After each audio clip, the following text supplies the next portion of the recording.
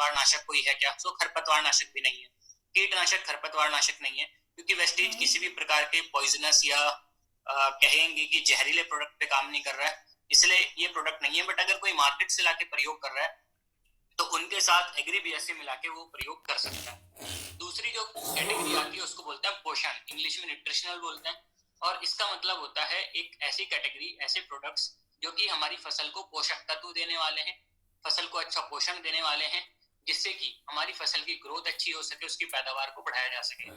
इस कैटेगरी में 5 प्रोडक्ट आते हैं: Agri humic granule, Agri moss, Agri nanotech और एग्री गोल्ड। इसके बाद लास्ट कैटेगरी आती है उत्प्रेरक, इंग्लिश में एक्टिवेटर बोलते हैं, और इस कैटेगरी में एक प्रोडक्ट आता है एग्री बीएससी, जो कि एक्टिवेट करने का काम करता है। एग्री बीएससी इन सब में से सबसे पुराना प्रोडक्ट है, जो कि 2008 में लॉन्च किया गया था, और उसी प्रोडक्ट के माध्यम से हम अपनी ट्रेनिंग को आगे बढ़ाएंगे। चलते हैं एग्री 82 की तरफ। एग्री 82 जैसा कि आप स्क्रीन पे देख सकते हैं, ये 3 पैकिंग में अवेलेबल होता है, 100 ml, 500 ml और 5 लीटर्स। इन तीनों पैकिंग में अवेलेबल रहता है, लिक्विड की फॉर्म में होता है। और एग्री 82 का नाम 82 क्यों है, उसके पीछे भी एक कारण है कि वेस्टीज का जो एग्री 82 आता है वो एक नॉन आयनिक स्प्रे सहायक घोल है, जिसमें 82% सक्रिय तत्व होते हैं। तो दोस्तों 82% सक्रिय तत्व होते हैं, इसीलिए इसका नाम 82 है। अगर वो 80% होते तो इसका नाम 80 होता, बट 82% है, इसलिए इसका नाम एग्री 82 है। कौन से तत्व है? नॉन आयनिक तत्व है, ठीक। और ये किसी भी केमिकल या किसी भी एग्री प्रोडक्ट्स के साथ मिला के प्रयोग किए जा सकते हैं, जिससे कि ये उनको एक्टिवेट कर सके, सक्रिय कर सके, और उनके रिजल्ट हमें पहले के मुकाबले ज्यादा मिल सके।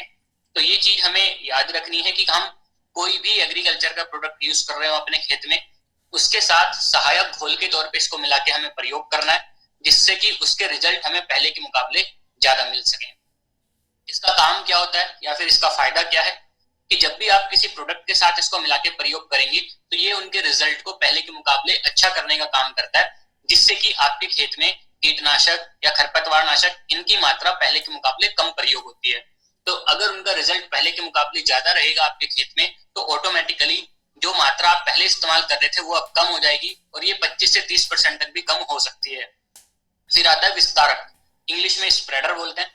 इसका मतलब होता है कि कभी भी आप कोई कीटनाशक, कोई खरपतवार नाशक या कोई भी दवाई आप अगर खेतों में पत्तों के ऊपर स्प्रे कर रहे हैं, तो वो आमतौर पे बूंद बूंद बन के पत्तों के ऊपर गिरती है। हवा चल रही है तो पत्ता से वो जो बूंद है वो नीचे लुढ़क जाती है, और पत्तों के ऊपर रिजल्ट नहीं मिल पाता है। अगर हम 82 मिला के उसके साथ स्प्रे करें तो ये जो बूंद होगी, ये बूंद नहीं बनेगी, ये पत्ते के ऊपर पूरी तरीके से फैल जाएगी और पत्ते की पूरी सरफेस को कवर करेगी, अच्छा हमें रिजल्ट देगी। इवन बहुत बार हम देखते हैं कीड़ा पत्ते के ऊपर नहीं लगा होता बल्कि नीचे लगा होता है, तो नीचे हम स्प्रे करके ही नहीं आते हैं। बट 82 मिला के अगर हम दवाई को स्प्रे करेंगे तो वो पत्ते की ऊपर की सरफेस को भी कवर करता है, साथ ही साथ नीचे की सरफेस को भी कवर करता है, जिससे कि हमें अच्छा रिजल्ट उसका ऊपर भी और नीचे भी मिलता है। नेक्स्ट आता है भिगाना या नमी बनाना, इंग्लिश में बैटर बोलते हैं इसको। तो पत्ते की सरफेस को ऊपर और नीचे दोनों तरफ से पूरी तरीके से भिगाने के लिए इसका प्रयोग करना है। साथ ही साथ बहुत बार हम देखते हैं किसी किसी की मिट्टी में पानी सोखने की क्षमता जो होती है वो कम होती है, वहां पे पानी हमें ज्यादा लगाना पड़ता है। पंप चला रहे हैं तो पेट्रोल ज्यादा लग रहा है, डीजल ज्यादा लग रहा है, इलेक्ट्रिसिटी ज्यादा लग रही है। ऐसे खेत जहाँ पे मिट्टी में नमी नहीं बनी रहती है, वहां पे भी हम 82 का प्रयोग कर सकते हैं सिंचाई में, जिससे कि हमारी मिट्टी में जल धारण क्षमता बढ़े, नमी लंबे समय के लिए बनी रहे, पानी नीचे नहीं जाता है, मिट्टी से ऊपर ऊपर रन ऑफ हो जाता है तो पानी अंदर जा पाए, इसके लिए हम 82 का प्रयोग कर सकते हैं, जिससे हमारी मिट्टी में नमी लंबे समय के लिए बनी रहेगी। फिर आता है एक समान घोल बनाना।